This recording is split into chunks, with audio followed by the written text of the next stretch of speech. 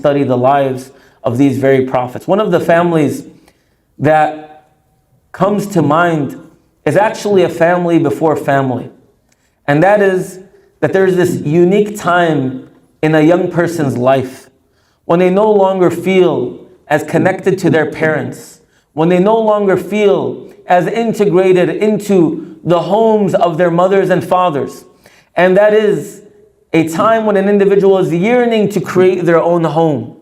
And sometimes our community is one that is particularly isolating to brothers and sisters who are no longer living within the homes of their parents, no longer particularly dependent on them, and searching and begging Allah subhanahu wa ta'ala for a spouse. And we are told that these people need to figure it out and get their life together. And we're told that they need to feel whole and feel complete without necessarily being married and starting their own family. And the greatest role model for them, amongst the many within the lives of the prophets, one of the role model, rather than saying the greatest, is none other than Sayyidina Adam alayhi salam. You know, I just think about Adam alayhi salam, the honor that he had, fashioned by Allah Azza wa Jal in a way that no other person has been fashioned.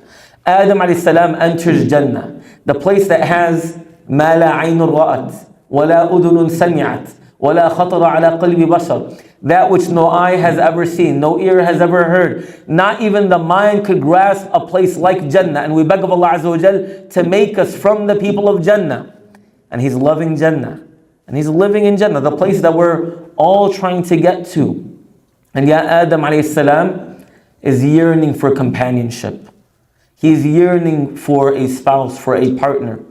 To the extent that in some narrations it says that he retreats to Allah subhanahu wa ta'ala, indicating this desire for company. Others say Allah Azza wa Jal felt the inner needs of Sayyidina Adam alayhi salam, and so because of that, Allah Azza wa Jal created for him Hawa from his own self.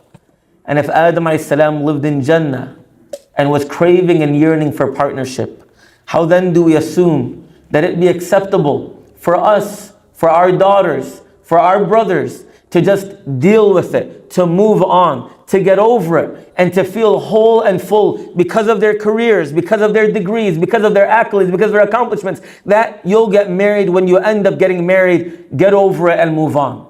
When Sayyidina Adam alayhi salam, he felt that yearning and that desire from very early on.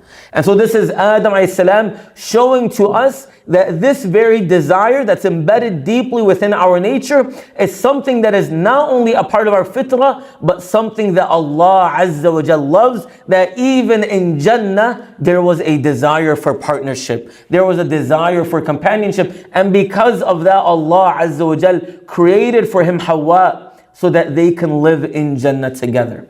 And for each of us, Allah Azza wa Jal has created that partner, insha'Allah ta'ala. And it is something that we not only yearn and desire for, but it is something that we pray for. And ultimately, Adam alayhi salam is a symbol of not just someone that wanted to get married and was able to get married, but oftentimes when we finally have that spouse, or finally living our beautiful life together, very quickly, perhaps our spiritual life takes a back seat.